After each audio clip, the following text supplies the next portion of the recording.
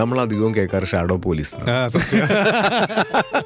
ഖാലിദ് റഹ്മാനോട് ഞാൻ എപ്പോഴും ചോദിക്കുന്നുണ്ട്, നിസാം ബഷീറിനോട് ചോദിക്കുന്നുണ്ട്.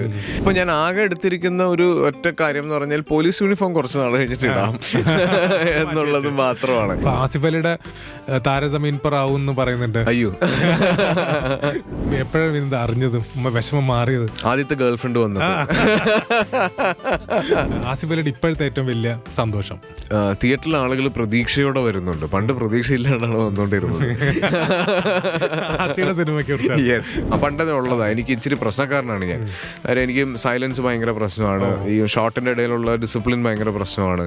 അപ്പൊ അതൊക്കെ ഞാൻ ഒരു പോയിന്റ് വരെ വേണമെങ്കിൽ ഒന്ന് പെട്ടിയിൽ വെക്കാം എന്നുള്ളതിലാണ് പോയത്. പക്ഷെ അവന്റെ പാരൻസിനാണ് ഞാൻ ശരിക്കും എനിക്ക് ഭയങ്കര ഐ ഓപ്പണർ ആയിരുന്നു. അവര് ഉർഹാനെ വളർത്തുന്ന രീതി.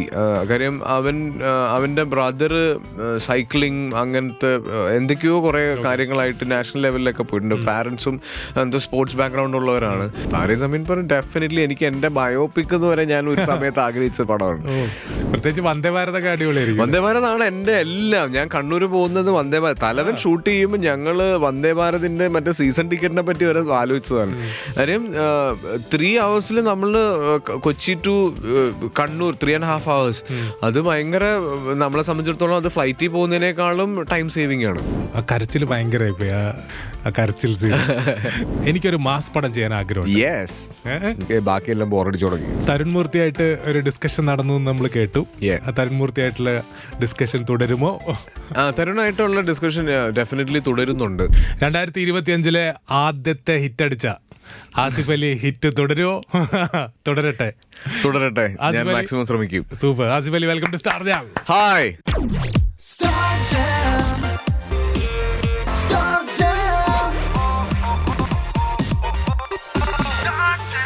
with RJ Rafi. ആദ്യത്തെ ഹിറ്റ് എന്ന് പറയുന്നത് രേഖാചിത്രമായിരുന്നു. ഹിറ്റ് തുടരാൻ എന്താ ചെയ്യേണ്ടത്? എനിക്കറിയില്ല. ഹിറ്റ് കിട്ടാൻ എന്താ ചെയ്യേണ്ടതെന്ന് അറിയാമെങ്കിൽ ഉറപ്പായിട്ടും അത് തുടരാനുള്ളൊരു പ്ലാനും കൂടെ എൻ്റെ ഉണ്ടായിരുന്നു. എപ്പോഴും ചെയ്യുന്ന പോലെ നല്ല സിനിമകളാണെന്ന് എനിക്ക് തോന്നുന്ന, ഞാൻ വിശ്വസിക്കുന്ന സിനിമകളാണ് ഞാൻ സെലക്ട് ചെയ്യുന്നത്. സെലക്ട് ചെയ്ത സിനിമകളിൽ അഭിനയിക്കുന്ന സമയത്ത് എൻ്റെ 100% കൊടുക്കാൻ ഞാൻ ശ്രമിക്കുന്നുണ്ട്. പ്രേക്ഷകരിലേക്ക് ആ സിനിമകൾ എത്തിക്കാൻ ശ്രമിക്കുന്നുണ്ട്. തിയേറ്ററിൽ വന്നിട്ട് പ്രേക്ഷകരാണ് അത് കണ്ടിട്ട് ഇനി വിജയിപ്പിക്കേണ്ടത്. സൂപ്പർ. നമ്മൾ ഇതിനു മുമ്പ് ഇരുന്നത് തലവന്റെ സമയത്താണ്. അത് കഴിഞ്ഞിട്ട് കിഷ്കിന്റെ കാണ്ഡം, പിന്നെ രേഖാചിത്രം, ഇതൊക്കെ വന്നിട്ട് നമ്മൾ സെഞ്ചുറി അടിച്ചു കഴിഞ്ഞ ബാറ്റ്സ്മാന്റെ അവസ്ഥയാണ്. സെഞ്ചുറി അടിച്ച ബാറ്റ്സ്മാൻ പിന്നെ ബാറ്റിങ്ങിന് ഇറങ്ങുമ്പോൾ നമുക്ക് ഉണ്ടാവുമല്ലോ, കുഴപ്പമില്ല, അയാളും കൂടെ ബാക്കിയുണ്ട്, ഇയാൾ വന്നിട്ട് കളി രക്ഷിക്കും എന്നുള്ളത്. അപ്പൊ അത്രയും നാളില്ലാത്തൊരു പ്രഷർ ചിലപ്പോൾ ആ പ്ലെയറിന് അന്ന് മുതൽ ഫീൽ ചെയ്യാൻ തുടങ്ങും. ഞാൻ കോൺഷ്യസ് ആവാൻ തുടങ്ങിയിട്ടുണ്ട്. അതിൽ മനസ്സിലത് ഫീൽ ചെയ്യാൻ തുടങ്ങി. മനസ്സിലൊരു ആവശ്യമില്ലാത്തൊരു ടിം കൂടുതൽ വന്നിട്ടുണ്ട്. ആസിഫ് അലിയുടെ സർക്കിട്ട് എങ്ങോട്ട് പോകാനാണ് ആസിഫ് അലിക്ക് ആഗ്രഹം? എനിക്ക് സർക്കിട്ട് എങ്ങോട്ട് പോകണമെന്നൊന്നുമില്ല. എനിക്ക് ആദ്യം വലിയൊരു പ്രശ്നമായിരുന്നു. കാര്യം ഞാൻ പല സമയത്ത് യാത്രകൾ പ്ലാൻ ചെയ്യുമ്പോൾ, എൻ്റെ സുഹൃത്തുക്കളോ എൻ്റെ ഫാമിലിയോ യാത്രകൾ പ്ലാൻ ചെയ്യുമ്പോൾ ഞാനിങ്ങനെ പറയും, നമ്മൾ എവിടെയാണെന്നുള്ളതിലല്ല, നമ്മൾ ആരുടെ കൂടെ ഉള്ളതിലാണ് കാര്യം എന്നാണ് ഞാൻ പറഞ്ഞുകൊണ്ടിരുന്നത്. പക്ഷേ യാത്ര ചെയ്യാൻ തുടങ്ങിയപ്പോൾ അത് അങ്ങനെയല്ല. യാത്രകൾ ചെയ്യണം, കാണാത്ത സ്ഥലങ്ങൾ കാണണം, ആളുകളായിട്ട് ഇൻട്രാക്ട് ചെയ്യണം. അതിൽ നമുക്കുണ്ടാകുന്ന സ്വഭാവ വ്യത്യാസങ്ങളും മാനസികമായ വ്യത്യാസങ്ങളും ഒക്കെ നമ്മൾക്ക് ഒത്തിരി അഡ്വാൻറ്റേജസ് ഉണ്ടെന്നൊക്കെ ഞാൻ യാത്ര ചെയ്യാൻ തുടങ്ങിയപ്പോഴാണ് മനസ്സിലായത്. ഇപ്പോഴും എനിക്ക് ഡ്രൈവ് ചെയ്ത് പോകാനാണ് ഇഷ്ടം. പക്ഷേ ഈ പറഞ്ഞ പോലെ ഇൻ്റർനാഷണലിലൊക്കെ പോകാനുള്ളൊരു, ഇപ്പം ഒരു 6 മാസത്തിൽ ഒരു പ്രാവശ്യം ഞങ്ങൾ പോകുക എന്നുള്ളതിലേക്ക് എത്തി തീരുമാനം. ഇപ്പോൾ ലാസ്റ്റ് ഞങ്ങൾ പോയത് വലിയൊരു ഭാഗ്യമായിട്ട് കാണുന്നത് റോമിൽ പോകാൻ പറ്റി, വെറ്റിക്കാനിൽ പോകാൻ പറ്റി, പോപ്പിനെ മീറ്റ് ചെയ്യാൻ പറ്റി. മീറ്റ് ചെയ്തു. അപ്പോൾ അങ്ങനെ ഉള്ള കുറേ ഭാഗ്യങ്ങൾ യാത്രയിലൂടെ ഉണ്ടാവുന്നുണ്ട്. സർക്കിട്ടിലെ ഒരു ലൊക്കേഷൻ വെച്ച് നോക്കുകയാണെങ്കിൽ അത് സാധാരണ നമ്മൾ UAE പോകുന്ന ടൂറിസ്റ്റ് പ്ലേസ്, അങ്ങനെ നമ്മൾ സാധാരണ ചെല്ലുന്ന സ്ഥലങ്ങളായിരിക്കില്ല. കുറെ കൂടെ നമ്മൾ കാണാത്ത ഉള്ളേരിയകളൊക്കെയാണ്. അപ്പൊ സർക്കിട്ട്, സിനിമയിലെ സർക്കിട്ട് എവിടെയൊക്കെ പോയി, UAE എന്തൊക്കെ കണ്ട്, UAE എക്സ്പീരിയൻസ് ചെയ്തു? എപ്പോഴും ഞങ്ങൾ പ്ലാൻ ചെയ്യുന്നതാണ് UAE. ഇപ്പൊ ദുബൈയിൽ എത്തിക്കഴിഞ്ഞാൽ ദുബൈയിൽ നിന്ന് കുറച്ച് നമുക്ക് ഇപ്പൊ UAE മൊത്തം ഡ്രൈവ് ചെയ്ത് പോകാനൊക്കെ ഉള്ള പ്ലാൻ ചെയ്യാം. നല്ല ഭംഗിയുള്ള കുറെ ഡ്രൈവ്സ് ഉണ്ട്. നമ്മൾ കാണാത്തൊരു ജോഗ്രഫി എക്സ്പീരിയൻസ് ചെയ്യാൻ പറ്റും. പക്ഷേ ദുബൈയുടെ ഒരു പ്രശ്നം എന്ന് പറഞ്ഞാൽ നമ്മൾ അവിടെ ചെന്ന് ഇറങ്ങിക്കഴിയുമ്പോൾ ഈ ദുബായിയുടെ ഒരു കളറും അവിടുത്തെ ഒരു എക്സ്ട്രാ വേക്കൻസിയൊക്കെ ആസ്വദിച്ച് കഴിഞ്ഞാൽ നമുക്ക് ഈ പറയുന്ന ദിവസങ്ങളെല്ലാം ദുബായ് തന്നെ ചെലവഴിക്കാൻ പറ്റും. ഇനി എത്ര ദിവസവും എത്ര പൈസ ഉണ്ടെങ്കിലും ദുബായിൽ മതിയാവില്ല എന്ന് പറയില്ലേ. അപ്പോൾ അതാണ് ദുബായിയുടെ ഒരു പ്രശ്നം. അപ്പോൾ ഞാൻ പല സമയത്തും പ്ലാൻ ചെയ്തതാണ് ഈ റാസൽ ഖൈമ, ഫുജേറ, കോർഫഖാൻ അങ്ങനെയുള്ള സ്ഥലങ്ങളിലേക്ക് പോകണം, അവിടുത്തെ ഭംഗികളൊക്കെ കാണണം എന്നുള്ളത്. അത് ശരിക്കും സാധ്യമായത് ഈ സിനിമയിൽ കൂടെ ആയിരുന്നു. ഇപ്പം സർക്കിട്ട് ഷൂട്ട് ചെയ്യുമ്പോൾ ഞങ്ങൾ ആദ്യം ഇത് തുടങ്ങിയത് ഷാർജയിൽ നിന്നാണ്. അത് കഴിഞ്ഞ് ഞങ്ങൾ ഫുജേറയിൽ പോയി. ഫുജേറ ഭയങ്കര രസമുള്ളൊരു സ്ഥലമാണ്, ഒത്തിരി നല്ല ആളുകളുള്ള സ്ഥലമാണ്. ഇപ്പം നമ്മൾ ഒരുപാട് മലയാളികൾ നമ്മളവിടെ ഷൂട്ട് ചെയ്യുന്ന സമയത്ത് നമ്മൾ നാട്ടിൽ കാണുന്നതിനേക്കാൾ കൂടുതൽ ഷൂട്ടിംഗ് കാണാൻ വരുന്ന ആളുകളെ നമുക്ക് എക്സ്പീരിയൻസ് ചെയ്യാൻ പറ്റി. നല്ല ഭക്ഷണം കഴിക്കാൻ പറ്റി. ഇപ്പോൾ പ്രത്യേകിച്ച് തമറിൻ്റെ ഒരു ഗുണം എന്ന് പറഞ്ഞാൽ തമർ ഒരു പ്രവാസിയാണ്, വർഷങ്ങളായിട്ട് അവിടെ സെറ്റിലായിട്ട് അവിടെ ജോലി ചെയ്യുന്ന ഒരാളാണ്, ഫാമിലി വൈസ് സെറ്റിൽഡ് ആണ് അദ്ദേഹം. എഗെയിൻ ഇതിൻ്റെ DOP അയാസ് അവിടെ ജനിച്ചു വളർന്ന അവിടെ സെറ്റിലായ ഒരാളാണ്. അപ്പോൾ ഇവർക്കെല്ലാവർക്കും നാട് മിസ്സാവാത്തതിൻ്റെ, അല്ലെ നാട് മിസ് ചെയ്യാതെ, നാടിൻ്റെ ലൈഫ് സ്റ്റൈൽ മിസ് ചെയ്യാത്തതിൻ്റെ കാരണം എന്താണെന്ന് എനിക്ക് ഈ സിനിമയിലാണ് മനസ്സിലായത്. കാര്യം ഒരു പാരലൽ കേരളം ഇവരവിടെ സെറ്റ് ചെയ്തിട്ടുണ്ട്. ഇവർക്ക് ചായ കുടിക്കാൻ, വൈകുന്നേരം പോയി ഒരു സമോർ ടീ കുടിക്കുന്ന സ്വഭാവം മുതൽ ഉച്ചയ്ക്ക് ഊണ് കഴിക്കാൻ, ബിരിയാണി കഴിക്കാൻ, നെയ്ച്ചോറ് കഴിക്കാനുള്ള ഓപ്ഷൻ ഈ പറയുന്ന എല്ലാ സ്ഥലത്തും. ഇപ്പോൾ ഞങ്ങൾ ഫുജേറ ഷൂട്ട് ചെയ്യുമ്പോൾ നമ്മൾ സ്ഥിരമായിട്ട് പോയി കഴിക്കുന്നൊരു റെസ്റ്റോറൻ്റ് ഉണ്ട്. അവിടെ വൈകുന്നേരം പാൽ കപ്പയും ബീഫും കിട്ടും. ഒന്ന് ആലോചിച്ച് നോക്കണേ. പിന്നെ ഇതുപോലെ ഈ സമോർ ടീ കിട്ടും, പഴംപൊരി കിട്ടും, പരിപ്പുവട കിട്ടും. അപ്പം നമുക്ക് ഒരിക്കലും നാട്ടിൽ നിന്ന് മാറി നിൽക്കുന്നു എന്ന് നമ്മളൊരു കടയിൽ, വേറൊരു രാജ്യത്ത് ചെന്നിട്ട് ഒരു കടയിൽ ചെന്ന്, ഇപ്പം എനിക്ക് തോന്നുന്നു ഒരു പരിധിവരെ കേരളത്തിൽ പോലും പറ്റില്ല നമുക്ക് മലയാളം സംസാരിക്കാൻ എല്ലാവരോടും, ഹിന്ദി പറയണം, ഏക് ടീ. അപ്പം അത്രയും നമുക്ക് നാട് റീക്രിയേറ്റ് ചെയ്യുന്ന പറയാൻ പറ്റില്ല, പക്ഷെ ആ നാടിൻ്റെ ഒരു ലൈഫ് സ്റ്റൈൽ അവിടെ ഉണ്ട്. ഏറ്റവും അട്രാക്ഷൻ എന്ന് പറഞ്ഞാൽ കോർഫഖാൻ എന്ന് പറഞ്ഞൊരു സാധനമുണ്ട്. മലനിരകളാണ്, അതെ അതെ. അവിടെ ശരിക്കും നമ്മൾ ഇവിടുന്ന് നോർത്തിലേക്കൊക്കെ പോയി ഇപ്പോൾ ഈ റൊത്താങ് പാസിൽ കൂടെയൊക്കെ പോകുമ്പോൾ നമുക്ക് കിട്ടുന്നൊരു ഫീൽ ഉണ്ടല്ലോ. രണ്ട് സൈഡിലെ മലകൾ മൊത്തം അനങ്ങാതെ നിൽക്കുന്നു, നമ്മൾ മാത്രം മൂവ് ചെയ്യുമ്പോൾ ഒരു വിഷ്വൽ ഒരു ട്രിപ്പ് കിട്ടുമല്ലോ. അങ്ങനത്തെ ഫീല് കിട്ടുന്നൊരു സ്ഥലമാണ്. എനിക്ക് ഭയങ്കര, ഞാൻ ആദ്യമായിട്ടാണ് അങ്ങനെ ഒരു സ്ഥലത്ത് അത്രയും സമയം സ്പെൻഡ് ചെയ്യുന്നത്. ഏകദേശം 20 ദിവസത്തോളം നമ്മൾ കോർഫഖാനിലുണ്ടായിരുന്നു. പിന്നെ ദുബായിയുടെ നമ്മളൊന്നും കാണാത്ത വേറൊരു മുഖം, ഒരു സ്വഭാവമുള്ള സമയത്താണ് ഇത് ഷൂട്ട് ചെയ്യുന്നത്. ഡിസംബറിലായിരുന്നു.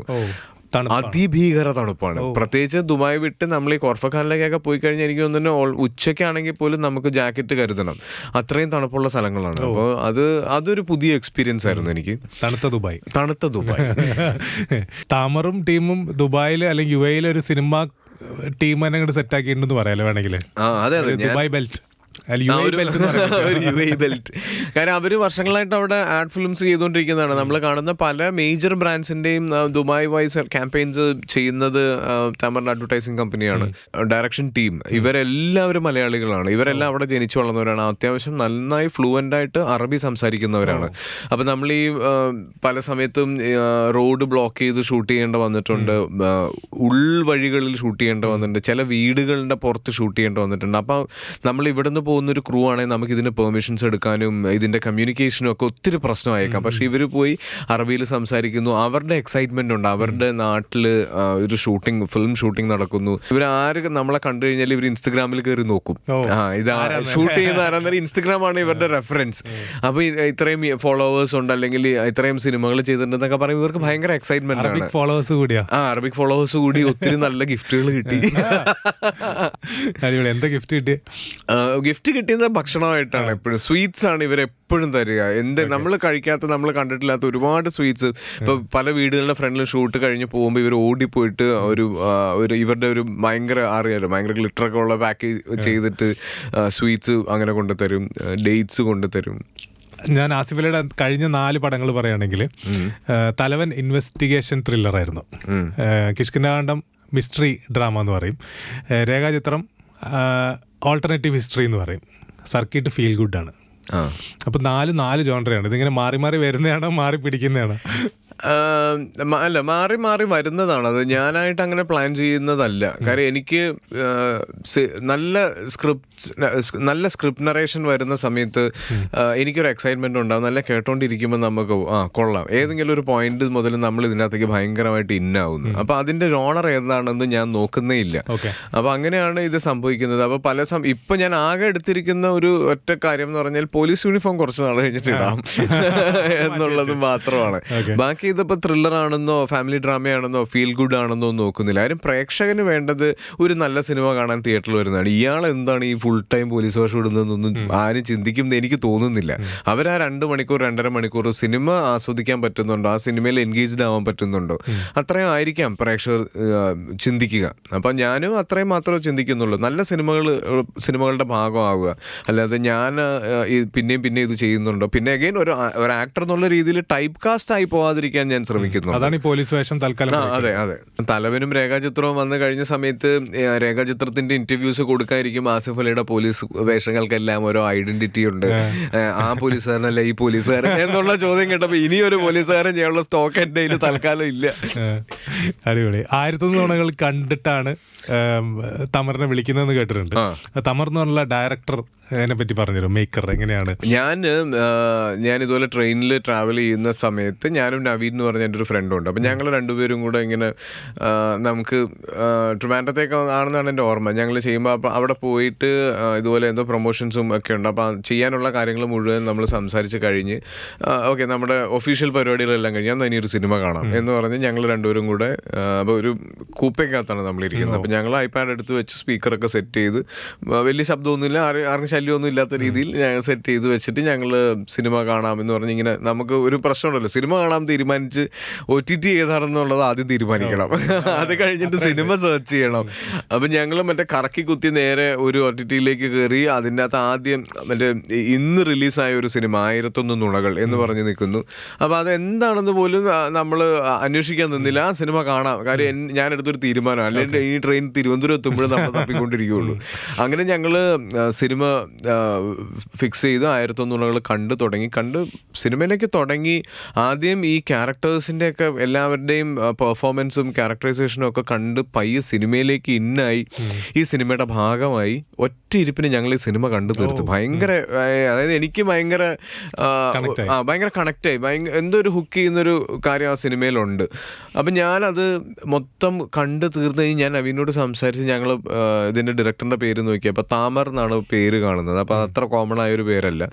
ഇൻസ്റ്റഗ്രാമിൽ ഒന്ന് സെർച്ച് ചെയ്ത് കഴിഞ്ഞാൽ ഓക്കെ ആളെ കറക്റ്റായിട്ട് കിട്ടി. അപ്പോൾ ഞാൻ മെസ്സേജ് ചെയ്തു, ഞാനാണ്, പടം കണ്ടു, നല്ല രസമുണ്ട്, ഒന്ന് ഫ്രീ ഉള്ളപ്പോൾ എന്നെ വിളിക്കണം, എൻ്റെ നമ്പറാണെന്ന് ഞാൻ നമ്പർ കൊടുത്തു. ഒരു 15 മിനിറ്റിൽ താമർ എന്നെ വിളിച്ചു കഴിഞ്ഞിട്ട് ഞാൻ ഈ സിനിമയെ പറ്റിയിട്ട് കുറേ സംസാരിച്ച് കഴിഞ്ഞ് ഞാൻ താമറിനോട് പറഞ്ഞു, താമർ എനിക്കൊരു സിനിമ ചെയ്താൽ കൊള്ളാമെന്നുണ്ട്, അപ്പോൾ എനിക്ക് പറ്റുന്ന എന്തെങ്കിലും സ്ക്രിപ്റ്റ് ഉണ്ടെങ്കിൽ ഉറപ്പായിട്ടും എന്നെ കോൺടാക്ട് ചെയ്യണം എന്ന് പറഞ്ഞു. അങ്ങനെ ഒരു കുറച്ച് നാൾ ലൈക്ക് ഒരു ഓൾമോസ്റ്റ് ഒരു മാസമൊക്കെ ആവുന്ന സമയമായപ്പോഴത്തേക്കും താമർ ആക്ച്വലി 1001 നുണകൾക്ക് മുന്നേ ചെയ്യാനിരുന്ന സിനിമയായിരുന്നു സർക്കിട്ട്. അപ്പോൾ അതിൻ്റെ സ്ക്രിപ്റ്റ് കംപ്ലീറ്റ് ആണ്. അപ്പോൾ എൻ്റെ അടുത്ത് പറഞ്ഞു ഇങ്ങനെ 2 പേരുള്ള ഒരു കുട്ടിയും ഒരു സ്ട്രേഞ്ചറും തമ്മിലുള്ള ഒരു ട്രാവൽ പരിപാടിയാണ്, അത് ഒന്ന് കേട്ട് നോക്കാമോ എന്ന് ചോദിച്ചു. അപ്പോൾ ഞാൻ തമർ ഇനി ദുബായിലാണ് ഉള്ളത്, നാട്ടിലുള്ള സമയത്ത് പറയൂ എന്ന് പറഞ്ഞു. അപ്പോൾ പിന്നീട് തമർ വന്ന സമയത്ത് ഞങ്ങൾ ഇതുപോലെ ഇരുന്ന് ഇതിൻ്റെ ഒരു 1 ലൈൻ കേട്ടു. അപ്പോൾ എനിക്ക് എന്തായാലും അത് അങ്ങനെ വർക്കായി. അപ്പോൾ അത് ബാക്കിയുള്ള കാര്യങ്ങൾ അങ്ങനെ സംസാരിക്കുന്നു. അപ്പോൾ അതിൻ്റെ ഷൂട്ടും പിന്നെ ഈ കുട്ടിയിലേക്ക് വരണം. അപ്പോൾ ഞാനിത് അപ്പോൾ തമർ എന്നുള്ള ഒരാൾക്ക് ഇപ്പം ഒരു ഡേറ്റ് കിട്ടി, പ്രൊഡക്ഷൻ ഓണായി, എന്നാൽ ഈ സിനിമ വേഗം ചെയ്യാന്നുള്ളതിനേക്കാൾ ഇതിൻ്റെ സെൻട്രൽ ക്യാരക്ടർ ജപ്പു എന്ന് പറഞ്ഞ ക്യാരക്ടർ ചെയ്യാൻ ഒരാൾ വേണം. ആ കുട്ടിക്ക് ഒരു ADHD കണ്ടീഷൻ ഉണ്ട്, ഹൈപ്പർ ആക്റ്റീവ് ആണ്. അപ്പോൾ ആ കുട്ടിയായിട്ടുള്ള ഇൻട്രാക്ഷൻ ഒരുപാട് വരുന്നുണ്ട് സിനിമയിൽ. അപ്പം നമുക്ക് ഒരു ADHD ഉള്ള ഒരു കുട്ടിയെ കൊണ്ടുവന്നിട്ട് ഈ സിനിമയിൽ അഭിനയിക്കാൻ പറ്റില്ല. ഒരു 7 വയസ്സുകാരനെ കൊണ്ട് ADHD ആയിട്ട് അഭിനയിപ്പിക്കാനും പറ്റില്ല. അതൊരു ഭയങ്കര വെല്ലുവിളിയായിരുന്നു, നമ്മൾ വിചാരിച്ചതിനേക്കാൾ വലിയൊരു പ്രശ്നമായിരുന്നു അത്. അതിന് വേണ്ടിയിട്ട് താമർ പേഴ്സണലി 750ഓളം കുട്ടികളെ ഓഡിഷൻ ചെയ്തു. ഇതിൻ്റെ അകത്ത് സീക്വൻസസ് ചെയ്തു, ഈ കുട്ടിയുടെ സ്വഭാവങ്ങളെ പറ്റിയിട്ട് നോക്കി. അങ്ങനെയാണ് എനിക്ക് തോന്നുന്നത് നമ്മൾ ഓൾമോസ്റ്റ് ഒരു 7-8 മാസം കൊണ്ടാണ് ഈ ജപ്പു എന്ന് പറയുക ഈ ഒർഹാൻ എന്ന് പറഞ്ഞ കുട്ടിയിലേക്ക് എത്തുന്നത്. ഇവൻ്റെ ഒറിജിനൽ സംസാര രീതിയും ഒക്കെ തന്നെയാണ് ഈ സിനിമയിൽ ഉപയോഗിച്ചിരിക്കുന്നത്. പക്ഷെ അത് കൃത്യമായിട്ട് ഈ സിനിമയ്ക്ക് വേണ്ട രീതിയിലേക്ക് തമർ ബ്ലെൻഡ് ചെയ്തു. കൂൾ ഡാഡ് ആയതുകൊണ്ടാണോ ആസിഫ് അലിക്ക് പെട്ടെന്ന് ജപ്പുവിനെ ഹാൻഡിൽ ചെയ്യാൻ പറ്റിയത്? അല്ല, ഞാൻ ഈ കൂൾ ഡാഡ് ഇപ്പം എൻ്റെ വീട്ടിൽ ചോദിച്ചു കഴിഞ്ഞാൽ ഞാൻ I am the coolest dad എന്ന് എൻ്റെ കുട്ടികൾ പറയും. അതിൻ്റെ കാരണം എന്താണെന്ന് പറഞ്ഞാൽ ഞാൻ വല്ലപ്പോഴും വീട്ടിൽ വരുന്ന ഒരാളാണ്. ഓക്കെ, ഞാൻ എപ്പോഴും വീട്ടിലുള്ള ആളാണെങ്കിൽ ഒരിക്കലും ഞാൻ ആയിരിക്കില്ല. അപ്പോൾ സമ കുട്ടികളെ എല്ലാ രീതിയിലും ട്രെയിൻ ചെയ്ത് അവരുടെ ലൈഫ് സ്റ്റൈൽ സെറ്റ് ചെയ്ത് അവളാണ് വളർത്തിക്കൊണ്ടിരിക്കുന്നത്. അപ്പം ഞാൻ ഈ വീട്ടിലേക്ക് ചെല്ലുന്ന സമയത്ത് പല സമയത്തും റെസ്ട്രിക്റ്റഡ് ആയിട്ടുള്ള പല കാര്യങ്ങളും എന്നോട് ചോദിക്കുമ്പോൾ ഫസ്റ്റ് ഇതിൽ തന്നെ ഞാൻ പിന്നെന്താ ചെയ്തു ഞാൻ പറഞ്ഞു അപ്പൊ പ്ലീസ് പൂളിച്ചാടാം അപ്പൊ കൂൾഡാണ് അപ്പൊ കൂൾഡാണ് എന്ത് ചോദിച്ചാലും സാധിച്ചു തരുന്ന ഡാഡ്. അപ്പൊ ഇത് ഒർഹാൻ എങ്ങനെയാ ഭയങ്കര സ്കൂളായിട്ട് ഹാൻഡിൽ ചെയ്ത് ആസിഫ് അലി എന്തൊക്കെ ഒർഹാൻ നന്നായി മിങ്കിൾ ചെയ്യുന്ന കുട്ടിയാണ്. അതിന്റെ അവന്റെ പാരന്റ്സിനാണ് ഞാൻ ശരിക്കും എനിക്ക് ഭയങ്കര ഐ ഓപ്പണർ ആയിരുന്നു അവര് ഒർഹാനെ വളർത്തുന്ന രീതി. കാര്യം അവന്റെ ബ്രദർ ഈ സൈക്ലിംഗ് അങ്ങനത്തെ എന്തൊക്കെയോ കുറേ കാര്യങ്ങളായിട്ട് നാഷണൽ ലെവലിലൊക്കെ പോയിട്ടുണ്ട്. പാരൻസും എന്തോ സ്പോർട്സ് ബാക്ക്ഗ്രൗണ്ട് ഉള്ളവരാണ്. അപ്പോൾ ഇവനും ഈ ചെറുപ്പം മുതൽ ഇങ്ങനെയുള്ള കാര്യങ്ങൾ ഈ ആക്രോബാറ്റിക് ആയിട്ടുള്ള കാര്യങ്ങളൊക്കെ ചെയ്യുന്നുണ്ട്. അപ്പോൾ ഇവന് ഇതൊന്നും ചെയ്യരുതെന്നല്ല, ഇതൊക്കെ എങ്ങനെ സേഫായിട്ട് ചെയ്യാം എന്നാണ് ഇവൻ്റെ പാരൻസ് പഠിപ്പിച്ചത്. അപ്പോൾ ഞങ്ങൾ ഇതിൻ്റെ പ്രൊമോഷൻ്റെ ഭാഗമായിട്ട് ഒരു വീഡിയോ കണ്ടില്ലേ, ഒരു മതിലിൻ്റെ താഴെ നിന്നിട്ട് ഞാൻ സർക്കിട്ട് വരുന്നു ഈ 7-ാം തീയതി എന്ന് പറയുമ്പോഴത്തേക്ക് ഇവൻ ഇങ്ങനെ ബാക്കിൽ നിന്ന് ഫ്ലിപ്പ് ചെയ്ത് താഴെ വന്ന് ലാൻഡ് ചെയ്തിട്ട് നിങ്ങളെല്ലാവരും തിയേറ്ററിൽ വരണം. അപ്പോൾ ഈ വീഡിയോ നമ്മൾ ആദ്യം പ്ലാൻ ചെയ്തിരുന്നത് വേറൊരു രീതിയിലാണ്. ഞങ്ങൾ രണ്ടുപേരും സൈഡിൽ നിന്നിട്ട് ഇത് സംസാരിക്കാം എന്നുള്ളത്. അപ്പോൾ ഇവൻ്റെ പാരൻസ് ആണ് പറയുന്നത് ഇവൻ മേളിൽ നിന്ന് ചാടി വന്ന് വേണമെങ്കിൽ പറയൂട്ടോ എന്ന് പറഞ്ഞു. അപ്പം ഞാൻ ഒരിക്കലും എൻ്റെ മോനെ കൊണ്ട് ഞാൻ ആ റിസ്ക് എടുക്കില്ല. പക്ഷെ അത് ആ റിസ്ക് എടുക്കാനുള്ള അവരുടെ ധൈര്യം എന്ന് പറഞ്ഞാൽ അവനറിയാം, അവനെ അവർ പഠിപ്പിച്ചിട്ടുണ്ട്. അപ്പോൾ ഇവന് ഇതിങ്ങനെ എൻ്റെ തലയുടെ മേളിൽ നിന്ന് ഹൈറ്റ് എന്നാണ് ഇവൻ ബാക്ക് ഫ്ലിപ്പ് ചെയ്ത് ചാടി വന്ന് ലാൻഡ് ചെയ്യുന്നത്. അപ്പൊ ഇവൻ ചാടുമ്പോ എനിക്ക് ആണ് ടെൻഷൻ കൂടുതൽ. പേരന്റിങ് ടച്ച് ചെയ്ത് പോകേണ്ടത് ഇതില് ഷാഡോ പേരന്റിങ് എന്ന് പറയുന്നുണ്ട്. എന്താണ് shadow parenting? Asif Ali describe ചെയ്യുകയാണെങ്കിൽ എങ്ങനെ പറയും? ഇപ്പോൾ ഒരു ഷാഡോ ടീച്ചർ എന്ന് പറയുമ്പോൾ നമ്മൾ ഒരു കുട്ടിയെ ആ കുട്ടിയുടെ കൂടെ നിന്ന് ആ കുട്ടീനെ മനസ്സിലാക്കിയിട്ട് ആ കുട്ടിക്ക് വേണ്ട കാര്യങ്ങൾ പറഞ്ഞു കൊടുക്കുന്നതാണ് ഒരു ഷാഡോ ടീച്ചർ എന്നാണ് എനിക്ക് തോന്നുന്നത്. നമ്മൾ അധികവും കേൾക്കാറ് shadow police. Shadow teacher famous ആവുക ഈ പടം കൊണ്ട്. അതെ, അത് പല സമയത്തും കുട്ടികളെ നമ്മളെപ്പോലെ പെരുമാറാൻ നമ്മൾ നിർബന്ധിക്കുന്നുണ്ട്. അവരെ നമ്മൾ മനസ്സിലാക്കാൻ നമുക്ക് പറ്റില്ല. പിന്നെ ഒരു യങ് പാരൻസ്, ഇപ്പം നമ്മളിപ്പോൾ കല്യാണം കഴിക്കാൻ പോകുമ്പോൾ ബോയ്സ് ഏറ്റവും കൂടുതൽ കേൾക്കുന്നത് എന്താണ്? തീർന്നു നീ കല്യാണം കഴിച്ചപ്പെട്ട്. ഓക്കെ, അപ്പൊ കല്യാണം കഴിഞ്ഞ് വരുന്ന ബോയ്സിനും ഗേൾസിനും ഇത് അങ്ങനെ കേൾക്കുന്നുണ്ടാവും. ഇവർ രണ്ടുപേരും ഒരുമിക്കുന്നു, ഇവർക്കൊരു കുട്ടി ഉണ്ടാവുന്നതോടുകൂടി ഇവരുടെ അതുവരെയുള്ള ലൈഫ് സ്റ്റൈല് മൊത്തം മാറും. പ്രത്യേകിച്ച് ഗേൾസിൻ്റെ അത് നമ്മൾ അംഗീകരിച്ചേ പറ്റുള്ളൂ. കാര്യം ഇപ്പോൾ പാരൻസിന് നമ്മൾ ഭയങ്കര അന്തസ്സോടുകൂടി പറയുമെങ്കിലും ഒരു പരിധി വരെ എപ്പോഴും കുട്ടികൾ ഒരു സിംഗിൾ പാരൻ്റ് ആണ്. കുട്ടികൾ ഡിപ്പെൻഡ് ചെയ്യുന്നത് കൂടുതലും അമ്മമാരായിരിക്കും. ഞാനും എൻ്റെ വൈഫ് മാത്രമാണെന്നുണ്ടെങ്കിൽ നമുക്ക് പെട്ടെന്ന് എന്നാൽ നമുക്ക് ഇന്നൊന്ന് മൂന്നാർ പോയാലോ എന്ന് ചോദിച്ചാൽ നമുക്ക് മൂന്നാർ പോകാവുന്നതേ ഉണ്ടായിരുന്നുള്ളൂ. പക്ഷേ ഇന്ന് നമ്മൾ മൂന്നാർ പോകണം എന്ന് തീരുമാനിക്കുകയാണെങ്കിൽ 2 കുട്ടികൾക്ക് വേണ്ടിയിട്ട് പാക്ക് ചെയ്യണം, അവരുടെ കാര്യങ്ങൾ മൊത്തം സെറ്റിൽ ചെയ്യണം. അവിടെ ചെന്ന് കഴിഞ്ഞാൽ അവർ ചോദിക്കാനുള്ള സാധ്യതയുള്ളത് മുഴുവൻ നമുക്ക് മനസ്സിലാക്കണം. അപ്പം ഞാൻ ചിലപ്പം കാറിൽ കയറി ഇരുന്ന് കഴിഞ്ഞിട്ടായിരിക്കും എൻ്റെ വൈഫ് അയ്യോ ഇത് എടുത്തില്ല, അപ്പം ഞാൻ അതെന്തിനാണ് എടുക്കണത്, പോവാം എന്ന് പറയുമ്പോൾ അല്ല ഇതിപ്പോൾ അവിടെ ചെന്നാലേ അറിയുള്ളൂ, അവിടെ ചെല്ലുമ്പോൾ ഇത് ചോദിക്കും എന്ന് ഇവർക്ക് അറിയാം. അപ്പൊ അത്രയും നമ്മൾ റിയലൈസ് ചെയ്യണം. നമുക്ക് ഇങ്ങനെ ഒന്നും നമ്മൾ ചിന്തിച്ചില്ല. നമ്മളെല്ലാം മൂന്നാർ എന്ന് കഴിയുമ്പോഴായിരിക്കും അവരവിടെ ചെന്നിട്ട് തണുക്കുന്നു എൻ്റെ തൊപ്പിയോടെ എന്ന് ചോദിക്കും. ഈ തൊപ്പി ഇല്ല, എനിക്ക് ആ തൊപ്പി വേണം. പിന്നെ ഈ മൂന്നാർ മുഴുവൻ സ്പോയിൽ ചെയ്യാൻ ഈ ഒറ്റ സാധനം മതി. അങ്ങനെയുള്ള കാര്യങ്ങളൊക്കെയാണ് ഒരു പരിധി വരെ ഈ സ്ക്രിപ്റ്റ് കൂടെ പറഞ്ഞു പോകുന്നത്. ആസിഫ് അലിയുടെ താര സമീൻ പർ ആവും എന്ന് പറയുന്നുണ്ട്. അയ്യോ, ആമിർ ഖാൻ ഫാൻ എന്നുള്ള രീതിയിൽ ഡെഫിനറ്റ്ലി എനിക്ക് ഞാൻ താര സമീൻ പർ കണ്ടു കഴിഞ്ഞപ്പോൾ ഞാൻ പറഞ്ഞിട്ടുണ്ട്, എപ്പോഴും ഞാൻ പറയാറുണ്ട്, ഞാൻ ഹോസ്റ്റലിലാണ്, സ്കൂൾ മുതൽ ബോർഡിങ്ങിൽ നിന്നതാണ്. അപ്പം ഞാൻ എപ്പോഴും പറയും അമുൽ ഗുപ്ത എന്ന് പറഞ്ഞ ആളെ ബോർഡിങ്ങിൽ നിന്ന് വളർന്ന ആളായിരിക്കും, അല്ലാതെ അയാൾക്ക് അങ്ങനെ ഒരു സ്ക്രിപ്റ്റ് എഴുതാൻ പറ്റില്ല. കാര്യം ഞങ്ങളെല്ലാവരും കരയാൻ പോകുന്ന സ്ഥലമാണ് ഈ വാഷ് ബേസിൻ ഇരിക്കുന്ന റൂം. വാഷ് ബേസിൻ റൂമിൽ കരയാൻ പറ്റുക എന്ന് പറഞ്ഞാൽ പെട്ടെന്ന് ആരെങ്കിലും വന്നു കഴിഞ്ഞാൽ മുഖം കഴുകാൻ എളുപ്പമാണ്. അവിടെ ഒരു ചെറിയ നാടകവും സീരിയലൊക്കെ സംഭവിക്കുന്ന സ്ഥലമാണ്. നമ്മൾ ഒറ്റയ്ക്ക് പോയി വിഷമങ്ങൾ പറയുന്നതും കരയുന്നതും എല്ലാം അവിടെയാണ്. ഷൂസ് ഇടുന്നത്, ഷർട്ടിൻ്റെ ബട്ടൺസ് അലൈൻ ചെയ്യുന്നത്, ഇതൊക്കെ ഞങ്ങൾ സ്കൂളിൽ ബോർഡിങ്ങിൽ ആദ്യമായിട്ട് പോയപ്പോൾ ഫേസ് ചെയ്തിട്ടുള്ള കാര്യങ്ങളാണ്. അപ്പം താരേ സമീൻ പർ ഡെഫിനറ്റ്ലി എനിക്ക് എൻ്റെ ബയോപിക് എന്ന് വരെ ഞാൻ ഒരു സമയത്ത് ആഗ്രഹിച്ച പടമാണ്. അങ്ങനെ ലൈക്ക് എൻ്റെ ഹോസ്റ്റൽ ലൈഫ് ഭയങ്കര സിമിലർ ആയിരുന്നു. കാര്യം എൻ്റെ അനിയനും ഞാനുമായിട്ട് 7 വയസ്സിൻ്റെ ഡിഫറൻസ് ഉണ്ട്. അപ്പോൾ അനിയനുണ്ടായി കഴിഞ്ഞ് ലൈക്ക് അവനൊരു 2nd or 3rd ആവുന്ന സമയത്താണ് എന്നെ ഹോസ്റ്റലിലേക്ക് വിടുന്നത്. അപ്പോൾ എൻ്റെ ആദ്യത്തെ തോട്ട് എന്താണ്, സ്വാഭാവികമായിട്ടും പാരൻസിന് എന്നോട് ഇഷ്ടം കുറഞ്ഞത് കൊണ്ടാണ് എന്നെ ബോർഡിങ്ങിലാക്കുക എന്നുള്ളതാണ്. ഹോസ്റ്റലിൽ വരുന്ന എല്ലാ മൂത്ത കുട്ടികളുടെയും മനസ്സിലുണ്ടാവുന്നത്, പ്രത്യേകിച്ച് സ്കൂൾ ഏജിൽ എല്ലാവരുടെയും മനസ്സിലുണ്ടാവുന്ന ഒരു തോട്ട് ഇതാണ്, നമുക്ക് എപ്പോഴും വീട്ടിൽ നിന്ന് നമ്മളെ പറഞ്ഞു വിട്ടു എന്നുള്ള ഫീലാണ്. അപ്പോൾ ആദ്യത്തെ ഒരു അതായിരുന്നു വിഷമം. ഞാൻ എപ്പോഴും കരയും. നമുക്ക് വീക്ക്ലി ട്വൈസ് ആണ് വീട്ടിലേക്ക് ഫോൺ ചെയ്യാൻ പറ്റുള്ളൂ. അപ്പോൾ ആ ഫോൺ ചെയ്ത് കഴിഞ്ഞാൽ ലൈക്ക് 1 മിനിറ്റ് ടു മാക്സിമം 1.5 മിനിറ്റാണ് ഫോൺ ചെയ്യാൻ. കാര്യം എല്ലാവരും കോള് വരുന്നത് ഈ ഒരു, അതായത് ഈവനിങ് നമ്മുടെ മെസ്സ് കഴിഞ്ഞിട്ട് സ്ലീപ്പ് ടൈം വരെയുള്ളൊരു 1.5 മണിക്കൂർ 2 മണിക്കൂറിലാണ് ഈ എല്ലാ എൻ്റെയർ ബോർഡിങ്ങിലേക്ക് വീട്ടിൽ നിന്ന് കോൾസ് വരുന്നത്. അപ്പോൾ ഒരാൾക്ക് ഇത്രയും സമയം കിട്ടുകയുള്ളൂ. അപ്പം ഞങ്ങളെല്ലാവരും ഇത് ഈ കോളൊന്നും വെക്കാതെ എത്ര നേരം സ്ട്രെച്ച് ചെയ്യാൻ പറ്റും എന്നുള്ളതിലാണ് നിൽക്കുക. കോള് കട്ടായി കഴിഞ്ഞാൽ കരയും. അത് ഭയങ്കര ഒരു ഡിഫിക്കൽട്ട് ടൈം ആയിരുന്നു. എപ്പോഴാണ് അറിഞ്ഞത് വിഷമം മാറിയത്? ആദ്യത്തെ ഗേൾ ഫ്രണ്ട് വന്നത്. അതായത് നമ്മൾ ആദ്യത്തെ 2 വർഷം വീട്ടിൽ പോകണം എന്ന് പറഞ്ഞ് കരഞ്ഞു. പിന്നെ ഗേൾ ഫ്രണ്ട് ആയി കഴിഞ്ഞാൽ വീട്ടിൽ പോണ്ടെന്ന് പറഞ്ഞ് കരഞ്ഞു. അടിപൊളി, super. Cinema circuit feel good ആണെങ്കിൽ ആസിഫ് അലി സർക്കിട്ടുകൾ പോകുന്ന ആളാണ്. ആസിഫ് അലിയുടെ സർക്കിട്ട് എന്താണ്? Feel good or chaos? Feel good adventure TRIPS. ഞങ്ങൾ എപ്പോഴും പോകുന്നത് ബാക്ക് പാക്ക് ആയിട്ടാണ്. എനിക്ക് നമ്മൾ ഒരു സ്ഥലം കണ്ടു കഴിഞ്ഞാൽ തെണ്ടി തിരിയണമെന്ന് പറയുമല്ലോ, അങ്ങനെയാണ് എൻ്റെ ഐഡിയ. അങ്ങനെയാണ് എനിക്ക് അങ്ങനെ പോയി കൃത്യമായൊരു hotel booking planning, transportation planning അങ്ങനെയൊന്നും പോകില്ല. അപ്പോൾ അത് എൻ്റെ വൈഫ് പഠിപ്പിച്ചതാണ്. അത് ഞങ്ങൾ പോകുമ്പോൾ ഞാനും വൈഫായിട്ട് ഒരിക്കലും ഇതുവരെ ഒറ്റയ്ക്കൊരു ട്രിപ്പ് പോയിട്ടില്ല. നമ്മൾ പോകുമ്പോൾ അറ്റ്ലീസ്റ്റ് 2 ഫ്രണ്ട്സ് കൂടെ ഉണ്ടാവും. കാര്യം നമുക്കൊരു, ഞാൻ പറഞ്ഞില്ലേ, ഇതൊരു ഫീൽ ഗുഡ് ഫൺ റൈഡ് ആയിരിക്കണം, നമുക്ക് അഡ്വഞ്ചറും വേണം.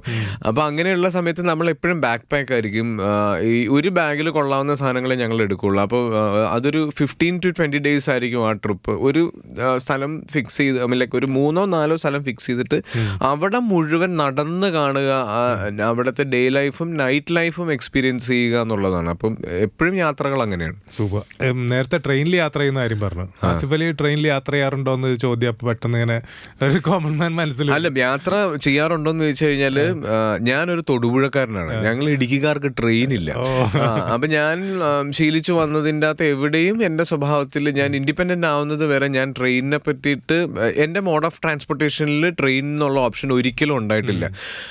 അപ്പോൾ ഒരു പ്രാവശ്യം ഞങ്ങൾ ഷൂട്ടൊക്കെ പിന്നെ വല്ലപ്പോഴും വൺസിനെ വയലിലൊക്കെ കയറിയിട്ടുള്ളൂ. പക്ഷെ നമുക്കൊരു പെട്ടെന്നൊരു അയ്യോ ഇന്ന് രാത്രി തിരുവനന്തപുരത്ത് പോകണം എന്ന് പ്ലാൻ ചെയ്ത് കഴിഞ്ഞാൽ നമുക്ക് ഡ്രൈവ് ചെയ്ത കാര്യം, എനിക്ക് ഡ്രൈവിംഗ് ഇഷ്ടമാണ്.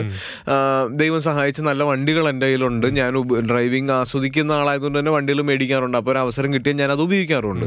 പക്ഷേ ചില സമയത്ത് നമ്മളിപ്പോൾ ഈ പറഞ്ഞ പോലെ ഒരു 10 മണി വരെ ഷൂട്ട് കഴിഞ്ഞിട്ട് ഇന്ന് രാത്രി തിരുവനന്തപുരത്ത് എത്തണം, തിരുവനന്തപുരത്ത് എത്തിയിട്ട് നാളെ രാവിലെ 7 മണിക്ക് ഫസ്റ്റ് ഷോട്ട് എന്നൊക്കെ പറയുമ്പോൾ നമുക്ക് ഇപ്പം ഞാൻ ഡ്രൈവ് ചെയ്ത് പോയി കഴിഞ്ഞാൽ ക്ഷീണം ഉണ്ടാവും, രാവിലെ എഴുന്നേക്കാൻ പറ്റില്ല, മുഖത്തതറിയും, ഫ്രെയിമിൽ നിൽക്കുമ്പോൾ പെർഫോമൻസിനെ ബാധിക്കും, അങ്ങനെയൊക്കെ ഉള്ള പ്രശ്നങ്ങൾ വരാൻ തുടങ്ങി. പിന്നെ പ്രത്യേകിച്ച് അമ്പിളിച്ചേട്ടൻ്റെ ആക്സിഡൻറ്റ് കഴിഞ്ഞ സമയത്ത് നമുക്ക് നൈറ്റ് ട്രാവൽ പല സമയത്തും വീട്ടിൽ നിന്ന് ഭയങ്കര പ്രഷറുണ്ട്. പിന്നെ ഞാൻ കല്യാണം കഴിച്ചത് കണ്ണൂരിൽ നിന്നാണ്.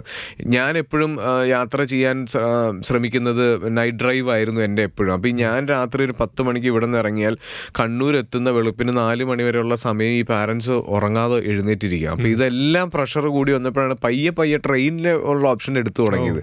അപ്പോൾ അങ്ങനെ നോക്കിക്കഴിഞ്ഞപ്പോൾ ഇത് ഭയങ്കര സുഖമാണ്. കയറി ഒരു സിനിമയും വെച്ച് കിടന്നു കഴിഞ്ഞാൽ നമ്മൾ നേരെ എത്തിക്കഴിയുമ്പോൾ ഫ്രഷാണ്. ഇപ്പം ഞാൻ പല സമയത്തും ട്രെയിൻ പ്രിഫർ ചെയ്യാൻ തുടങ്ങി. അപ്പം എന്താ പ്രശ്നം എന്ന് പറഞ്ഞാൽ കൂടെ ഉള്ള ഒരു തന്ത വൈബ് എന്ന് പറയാൻ തുടങ്ങി. പ്രത്യേകിച്ച് വന്ദേ ഭാരതൊക്കെ അടിപൊളിയായിരിക്കും. വന്ദേ ഭാരതാണ് എൻ്റെ എല്ലാം. ഞാൻ കണ്ണൂർ പോകുന്നത് വന്ദേ ഭാരത്. തലവൻ ഷൂട്ട് ചെയ്യുമ്പോൾ ഞങ്ങൾ വന്ദേ ഭാരതിൻ്റെ മറ്റേ സീസൺ ടിക്കറ്റിനെ പറ്റി വരെ ആലോചിച്ചതാണ്. കാര്യം 3 hours നമ്മൾ കൊച്ചി ടു കണ്ണൂർ 3.5 hours. അത് ഭയങ്കര, നമ്മളെ സംബന്ധിച്ചിടത്തോളം അത് ഫ്ലൈറ്റിൽ പോകുന്നതിനേക്കാളും ടൈം സേവിംഗ് ആണ്. M80 ആണ് ഇതിൽ ആസിഫ് അലി ഓടിച്ചോണ്ട് നടക്കുന്നത്. M80യുടെ ദുബായ് വെർഷൻ. അവിടെ അങ്ങനത്തെ വണ്ടി ഉണ്ട്? അവിടെ ഉണ്ട്. അവിടെ ഒത്തിരി പേര് ഉപയോഗിക്കുന്ന ഒരു വണ്ടിയാണ്. പ്രത്യേകിച്ച് ഈ പറഞ്ഞ പോലെ ഡെലിവറി ബോയ്സിന്റെ ഒരു മെയിൻ വണ്ടിയാണിത്. പെട്രോൾ ഹെഡായ ആസിഫ് അലി ആ വണ്ടി ഏതാന്നൊക്കെ ശ്രദ്ധിച്ചോ? ആ വണ്ടി ഹോണ്ട മേക്കാണ് ആ വണ്ടി. പക്ഷെ അതിന്റെ ഒരു ഗുണം എന്ന് പറഞ്ഞാൽ നമുക്കത് അവിടെ ഓടിക്കാൻ ഭയങ്കര രസമാണ്. ഭയങ്കര പുതുമയുള്ളൊരു എക്സ്പീരിയൻസ് ആയിരുന്നു എനിക്ക്. നമ്മളെപ്പോഴും പോകുമ്പോൾ നാട്ടിൽ കാണാത്ത വണ്ടികളാണല്ലോ ദുബൈയിലും ഇന്റർനാഷണൽ എപ്പോഴും നമ്മൾ ഓടിക്കാൻ ശ്രമിക്കുന്നത്. പക്ഷെ ആ വണ്ടി ഓടിച്ച് ആ സ്ഥലത്തൂടെയൊക്കെ കുറേ നടന്നു. ഞങ്ങളവിടെ ഈ ഫുജറയിൽ ഒരു ഹൗസിംഗ് കോളനിയിൽ ഷൂട്ട് ചെയ്തുകൊണ്ടിരിക്കുന്ന സമയത്ത് ഇതുപോലെ ഈ ഷോട്ടിൻ്റെ ടൈം മാത്രമാണ് നമ്മൾ ഹെൽമെറ്റ് വെക്കാത്തതുള്ളൂ.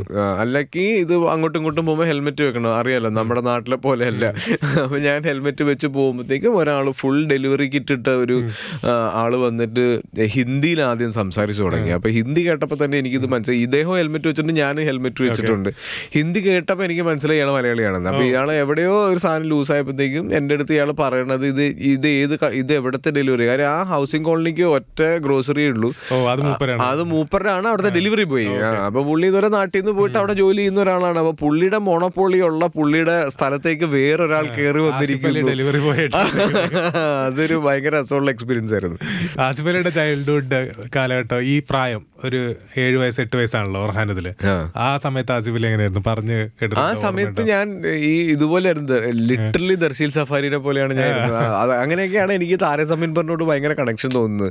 എന്റെ പഴയ ഫോട്ടോസ് എല്ലാം ഞാൻ ആൽബങ്ങളിൽ നിന്ന് നശിപ്പിച്ച് കളഞ്ഞിട്ടുണ്ട്. ഒരെണ്ണം പോലും പുറത്തു വിടൂല എന്നുള്ള വാശിയായിരുന്നു. എന്റെ പല്ല് പൊങ്ങിയിട്ടായിരുന്നു, ഭയങ്കര മെലിഞ്ഞിട്ടായിരുന്നു. എനിക്ക് ഈ രാത്രി പാലിന്റെ അകത്ത്, പച്ചപ്പാലിന്റെ അകത്ത് മുട്ട പൊട്ടിച്ചൊഴിച്ച് സ്പൂണിലടിച്ച് തരുമായിരുന്നു വണ്ണം വെക്കാൻ വേണ്ടിയിട്ട്. അത്ര മെലിഞ്ഞതായിരുന്നു ഞാൻ. കണക്കൊക്കെ എങ്ങനെ സ്വപ്നത്തിൽ വരുമോ? ഇല്ല, എനിക്ക് അങ്ങനെ ഞാൻ ഒട്ടും സ്റ്റുഡിയോസ് അല്ലായിരുന്നു. എൻ്റെ കരിയറിൽ എവിടെയും ഞാൻ പഠിക്കുമ്പോൾ ഞാൻ സ്റ്റുഡിയോസ് അല്ലായിരുന്നു.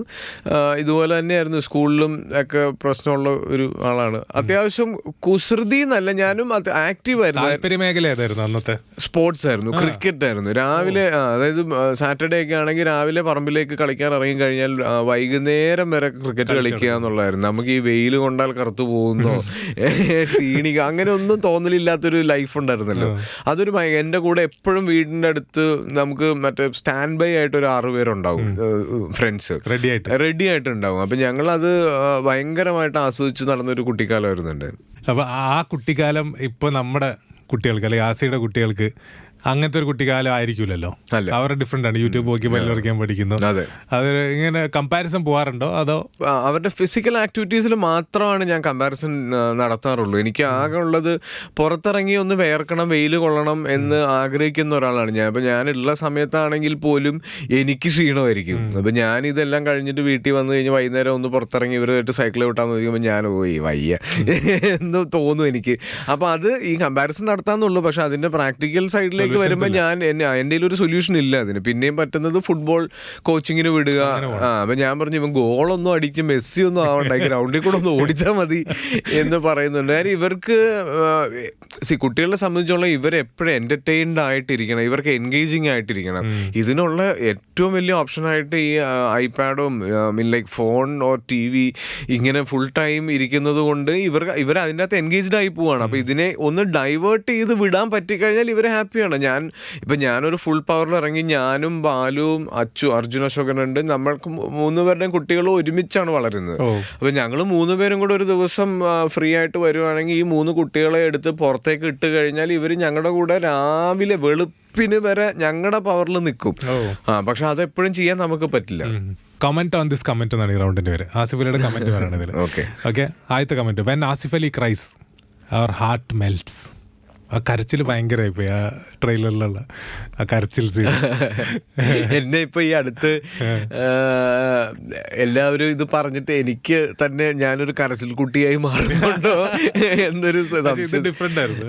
അല്ല, ചില ഇമോഷൻസ് കൺവേ ചെയ്യാൻ പറ്റുന്നത് എനിക്കും ഞാൻ പഠിച്ചു വന്ന എൻ്റെ സീനിയേഴ്സിൻ്റെ ഒരു വലിയ സപ്പോർട്ട് കൊണ്ടാണ്. ഇപ്പം ഞാൻ ആ ക്രെഡിറ്റ് എപ്പോഴും കൊടുക്കാൻ ആഗ്രഹിക്കുന്നത് സിബി മലയിലിനാണ്. അദ്ദേഹമാണ് എന്നെ ഇമോഷൻ അല്ലെങ്കിൽ ഈ പറയുന്ന പോലെ പല രീതിയിലും എക്സ്പ്രസ് ചെയ്യാനുള്ളത് പഠിപ്പിച്ചത്. ഞാൻ എങ്ങനെ പഠിപ്പിക്കാം? കറക്റ്റ് ചെയ്തിട്ടുണ്ട്. ഞാൻ ഷൂട്ട് ചെയ്യുന്ന സമയത്തും പെർഫോം ചെയ്യുന്ന സമയത്തും ഈ ഒച്ചയുണ്ടാക്കി കരയുന്നതും ഒച്ചയില്ലാതെ കരയുന്നതും തമ്മിലുള്ള വ്യത്യാസം എന്ന് പറയുന്ന ഏറ്റവും ബേസിക് ആയിട്ടുള്ള കാര്യം മുതൽ സാറാണ് എന്നോട് പറഞ്ഞു തന്നിട്ടുള്ളത്. പിന്നെ ഇത്ര ആയില്ല റാഫി, ഞാനിങ്ങനെ ചെയ്ത് വന്നിട്ട് എവിടേക്കോ ആളുകൾ എന്നെ ഇഷ്ടപ്പെടുന്നത് എന്തൊക്കെയാണെന്നുള്ളതൊക്കെ മനസ്സിലാക്കാൻ ശ്രമിച്ചിട്ടുണ്ടായിരിക്കും. ആസിഫ് പുതിയ മാനേജർ വെച്ചെന്ന് തോന്നണേ, പടങ്ങളെല്ലാം കയറി കൊളുത്തു. അല്ല, മൊത്തത്തിലൊരു അടുക്കും ചിട്ടയും വന്നു ലൈഫിന്. കുറേ പ്രശ്നങ്ങൾ ഉണ്ടായിരുന്നു. അപ്പോൾ അതും കുറേ സോർട്ട് ചെയ്തു. പല സമയത്തും നോ പറയാനുള്ളൊരു ബുദ്ധിമുട്ട് ഉണ്ടായിരുന്നു. പല സമയത്തും നമ്മൾ ചില കാര്യങ്ങൾ ചോദിക്കേണ്ട സമയത്ത് ചോദിക്കണമെന്ന് പറയില്ല, അങ്ങനെ ചോദിക്കാതെ ഇരുന്നിട്ടുണ്ട് പല സിനിമകളുടെയും ഭാഗമായിപ്പോൾ. അപ്പോൾ അങ്ങനെയുള്ളതൊക്കെ മാറ്റി വെച്ചു. കാര്യം ഞാൻ എൻ്റെ കാര്യം ഇനി നോക്കിയേ പറ്റുള്ളൂ എന്ന് പറഞ്ഞു. പിന്നെ ഡെഫിനറ്റ്ലി ഒരു നല്ല മാനേജർ വന്നിട്ടുണ്ട് ലൈഫിൽ. അപ്പോൾ ഈ മാനേജർ ആണോ നമുക്ക് വേണ്ടി നോ പറയുന്നതും എസ് അല്ല പറയുന്നതും അതാണ് അത് ഭയങ്കര അഡ്വാൻറ്റേജ് ആണ്. കാര്യം പല കാര്യങ്ങൾക്കും നമുക്ക് പ്രൊഫഷണൽ ആയിട്ടുള്ള കാര്യങ്ങൾ ഞാൻ അധികവും വീട്ടിലേക്ക് കൊണ്ടുവരാറില്ല. അപ്പോൾ എനിക്കത് ഷെയർ ചെയ്യാൻ ഒരാൾ വേണം. അതായത് നമുക്ക് നമ്മളെ ഭാര്യയെ പോലെ തന്നെ ഫ്രീഡമുള്ള ഒരാൾ വേണം. അപ്പോൾ അയാളോട് ചോദിച്ച് നമുക്ക് അത് എനിക്കൊരിക്കലും ഇപ്പം എൻ്റെ സുഹൃത്തായ ഒരു സംവിധായകനോ നടനോ ആവരുത്. അത് പുറത്തുനിന്നുള്ള ഒരാളായിരിക്കണം. കാര്യം എൻ്റെ തോട്ട് പ്രോസസ്സ് മനസ്സിലാക്കി ഞാനെന്ന് പറഞ്ഞ വ്യക്തിയുടെ എത്തിക്സിനെ മനസ്സിലാക്കുന്ന ഒരാളായിരിക്കണം. ഫ്രണ്ടും ആവരുത്. എനിക്ക് അയാളോട് ദേഷ്യപ്പെടാനോ അയാൾക്ക് എന്നോട് ദേഷ്യപ്പെടാനുള്ള ഒരു സ്പേസ് വേണം. അപ്പം അങ്ങനെ ഒരാളെ എനിക്ക് ഇതുവരെ ഉണ്ട് എൻ്റെ ലൈഫിൽ. സൂപ്പർ. അടുത്ത കമന്റ്, ലാസ്റ്റ് കമന്റ് ആണ് ആസിഫ് അലിയുടെ ഇപ്പോഴത്തെ സ്ക്രിപ്റ്റ് സെലക്ഷൻ. വാവ്, അതാണ് കമന്റ്. അതിലെന്താ സംഭവിച്ചേക്കണേ? അതെന്താ സംഭവിച്ച കുറേ തെറ്റുകളെ പറ്റി നമുക്ക് ആ തെറ്റുകളിൽ എവിടെ കറക്റ്റ് ചെയ്യണം എന്നുള്ളതിനേക്കാൾ എന്തുകൊണ്ടാണ് തെറ്റിയതെന്ന് പഠിക്കുമ്പോഴായിരിക്കും ചിലപ്പോൾ അടുത്ത ചോയ്സിന് ഒരു പുതുമ തോന്നുന്നത്. അപ്പോൾ എൻ്റെ തെറ്റുകളെയാണ് ഞാൻ ഏറ്റവും കൂടുതൽ വിസിബിളായിട്ട് എനിക്ക് കാണാൻ പറ്റിയിട്ടുള്ളത്. അപ്പോൾ ആ തെറ്റുകളെ ഞാൻ മനസ്സിലാക്കി അതൊക്കെ കൊണ്ടായിരിക്കാം. ഓക്കെ, നമ്മൾ പടപട എന്ന് പറഞ്ഞ റൗണ്ടിലേക്ക് പോകുമ്പോൾ 2025 ഏതാണ്ട് പകുതിയിലെത്തി നമ്മൾ.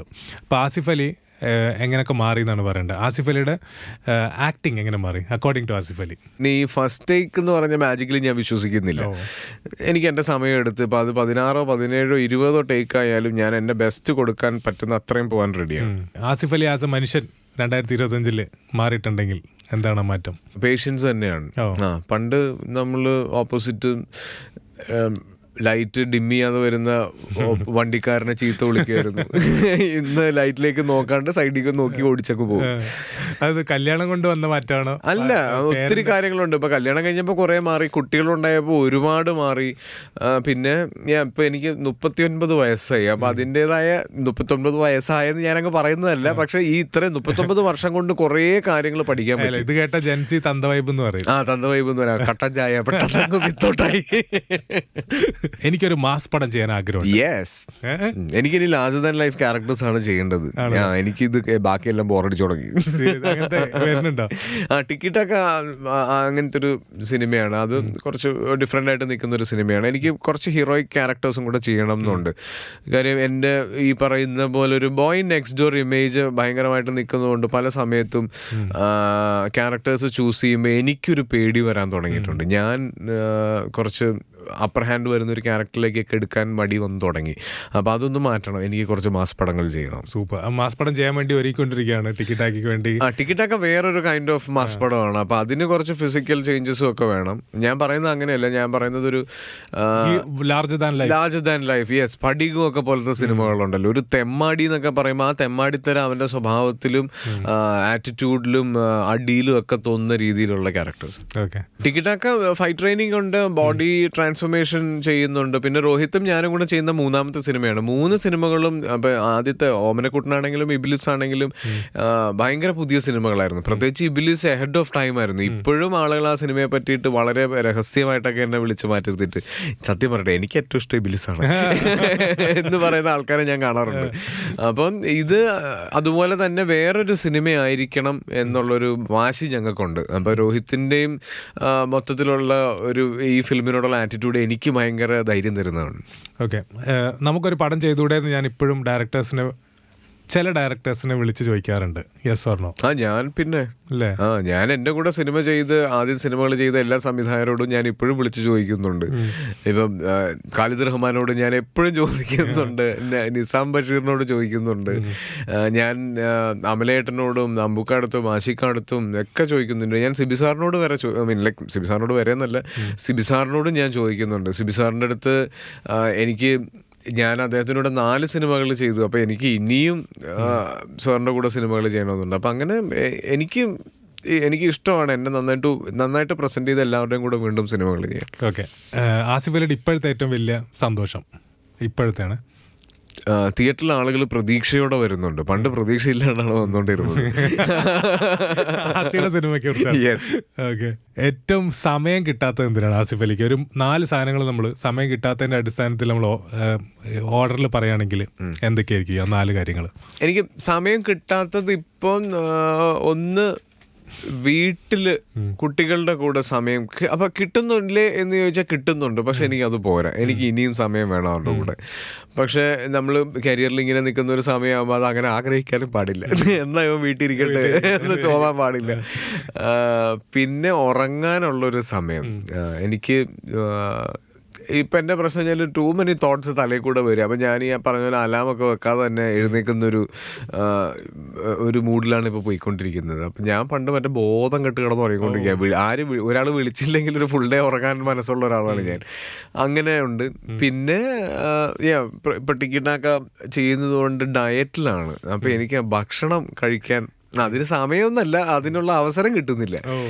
ഇപ്പോഴത്തെ ഡയറ്റ് ഹൈ പ്രോട്ടീൻ ഡയറ്റാണ്. അപ്പൊ കൂടുതലും എഗ് വൈറ്റ്സും മീറ്റും ആണ്. അപ്പൊ എനിക്ക് ഈ മസാലയൊക്കെ കൂട്ടി ഒരു മീൻ പൊരിച്ചൊക്കെ കൂട്ടി ചോറാൻ കൊതിയായിട്ട്. എന്നാൽ ഇതിന് ഒരു സപ്പോർട്ടും തരുന്നൊരു വീടും അല്ല എന്നെ. ഒരു ഡൈനിങ് ടേബിൾ എനിക്ക് മാത്രം പുഴുകിയ മുട്ടയും ബാക്കി എല്ലാവർക്കും നെയ്ച്ചോറും വെക്കുന്ന ഒരു വീടാണ് എന്റെ. വൈഫിന്റെ കട്ട സപ്പോർട്ടാണ് ഡയറ്റിന്. എല്ലാം ഇപ്പൊ ഈ പറഞ്ഞ പോലെ ബിരിയാണി കഴിക്കുമെന്ന് പറയാത്ത ആളാണ്. ബിരിയാണി കഴിക്കുന്ന പറയില്ല, പക്ഷെ അവരെല്ലാരും കഴിക്കും. കഴിക്കുകയും ചെയ്യും, അഭിപ്രായം പറയുകയും ചെയ്യും. തരുൺ മൂർത്തിയായിട്ട് ഒരു ഡിസ്കഷൻ നടന്നു നമ്മൾ കേട്ടു. തരുൺ മൂർത്തിയായിട്ടുള്ള ഡിസ്കഷൻ തുടരുമോ? തരുണായിട്ടുള്ള ഡിസ്കഷൻ ഡെഫിനറ്റ്ലി തുടരുന്നുണ്ട്. ഇപ്പം തരുൺ അടുത്ത ചെയ്യുന്ന സിനിമയിൽ ഞാനില്ല, പക്ഷെ തരുണായിട്ടുള്ളൊരു സിനിമ ഞങ്ങളുടെ രണ്ടുപേരുടെയും ആഗ്രഹത്തിലുള്ളതാണ്. അതിനുള്ള സംസാരങ്ങൾ നടക്കുന്നുണ്ട്. അത്രേ പറയുള്ളൂ. ശരി, ഓക്കെ. ആസിഫ് അലി റീവിസിറ്റ് ചെയ്യാൻ ആഗ്രഹിക്കുന്ന ആസിഫ് അലിയുടെ ഒരു പടം റീവിസിറ്റ് ചെയ്യാൻ ആഗ്രഹിക്കുന്നത്, റീവാച്ച് ചെയ്യാനോ? സത്യം പറഞ്ഞാൽ എനിക്ക് നല്ല ഓരോ ആർട്ടിസ്റ്റിനും പറ്റും എന്ന് തോന്നുന്നില്ല. കാര്യം നമ്മൾ അഭിനയിച്ച സിനിമകൾ പല സമയത്തും ലൈക്ക് ഒരു 3-4 മാസം കഴിയുമ്പോൾ നമുക്ക് അയ്യോ ഞാൻ എന്തായി ചെയ്തത്, ഇതിങ്ങനെ ആയിരുന്നു ചെയ്യേണ്ടതെന്ന് തോന്നിപ്പോവും എന്നാണ് എനിക്ക് തോന്നുന്നത്. ഒരിക്കലും ഒരു തൃപ്തി പെർഫോമൻസിൽ തോന്നാൻ പാടില്ല എന്നാണ് ഞാൻ വിശ്വസിക്കുന്നത്. എങ്കിലും ഒരുപാട് ഓർമ്മകൾ വരുന്ന ഒരു സിനിമയാണ് ഹണി ബി. ഒത്തിരി മെമ്മറീസ് ലൈഫിലുള്ള ഒരു സിനിമയാണ്. അപ്പോൾ അത് കാണുമ്പോൾ അത് റീവാച്ച് ചെയ്യുന്ന സമയത്ത് ഒരുപാട് പുതിയ കാര്യങ്ങൾ ജീവിതത്തിൽ സംഭവിച്ചൊരു സമയമായിരുന്നു അത്. ഒത്തിരി നല്ല സുഹൃത്തുക്കളെ കിട്ടി. ഞാൻ എൻ്റെ കല്യാണം കഴിഞ്ഞത് ആ സമയത്തായിരുന്നു. അപ്പോൾ ഹണീബി എപ്പോഴും കാണുമ്പോൾ എനിക്ക് ഈ പറഞ്ഞ പോലെ ഒരു എവിടെയോ ഒരു സന്തോഷം പെട്ടെന്ന് ട്രിഗർ മെമ്മറീസ് ഒക്കെ. Asif Ali as a front മാറ്റങ്ങൾ എന്തെങ്കിലും വന്നിട്ടുണ്ടോ? നമ്മൾ നേരത്തെ മാറ്റങ്ങളെ പറ്റി പറഞ്ഞു. ആസിഫ് അലി സ്വഭാവത്തിൽ മാറ്റം വന്നു, പേഷ്യൻസ് കൂടി, അഭിനയത്തിൽ ചില മാറ്റങ്ങൾ വന്നു. ആസ് എ ഫ്രണ്ട്, കാരണം ഒരുപാട് സുഹൃത്തുക്കളുള്ള Asif Ali as a friend എനിക്ക് അത് ഫ്രണ്ട്സിനോടാണ് ചോദിക്കേണ്ടത്. എൻ്റെ ഇതിൽ എനിക്ക് അങ്ങനെ മാറ്റങ്ങൾ ഭയങ്കര എവിഡൻ്റ് ആയിട്ടൊന്നും ഫീൽ ചെയ്തിട്ടില്ല. പിന്നെ ഈ പറഞ്ഞ പോലെ ചില സമയത്ത് എല്ലാവരും എന്തെങ്കിലും പ്ലാൻ ഇട്ടിരിക്കുന്ന സമയത്തായിരിക്കും ഞാനിപ്പം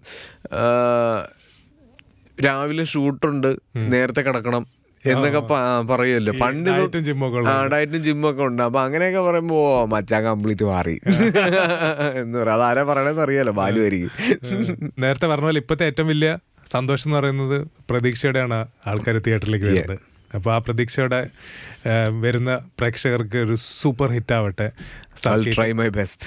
കുട്ടികളായിട്ട് വന്നിരുന്ന് കാണുക. ഇതൊരിക്കലും നിങ്ങൾക്ക് ഒരു മോശം തീരുമാനമായി പോയി എന്ന് തോന്നില്ല. It's definitely worth A watch. Super. All the best. Thank you Rafi.